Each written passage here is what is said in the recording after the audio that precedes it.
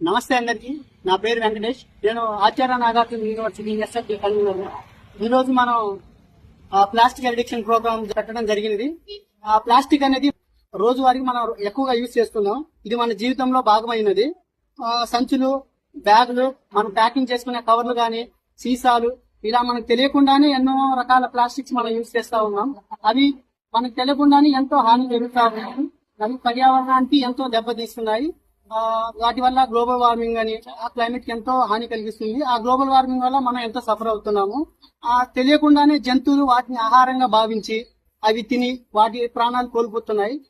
జంతువులకే కాకుండా మన మనుషులకు కూడా అవి మనం తెలియకుండా కవర్ లో ఫుడ్ ఐటమ్స్ తీసుకెళ్తున్నప్పుడు ఆ ఫుడ్ ఐటమ్స్ మైక్రో ప్లాస్టిక్ అనేది ఆ ఫుడ్ లో కలిసిపోయి అవి మన ఆరోగ్యానికి ఎంతో దెబ్బతీస్తున్నాయి.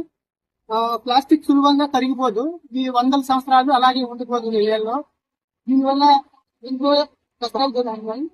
ప్లాస్టిక్ నిర్మూలనకి ప్రభుత్వం ఒకటే చేయాల్సిన పని కాదు, ప్రతి పౌరుడి బాధ్యత. అది ముందుగా మనం మారాలి, మన దగ్గర నుంచే బాధ్యత స్టార్ట్ అవ్వాలి. సో అందుకని ఈ సందర్భంగా మన అందరం ఒక ప్లెడ్జ్ తీసుకుందాం. రీయూజ్, రీసైకిల్ అండ్ రెడ్యూస్ అనే సూత్రాన్ని మనం పాటిద్దామని కోరుకుంటున్నాము. మనందరం కలిసికట్టుగా ఒక ప్లాస్టిక్ రహిత స్వచ్ఛమైన భారతదేశాన్ని నిర్మిద్దాం. ధన్యవాదాలు. జై హింద్.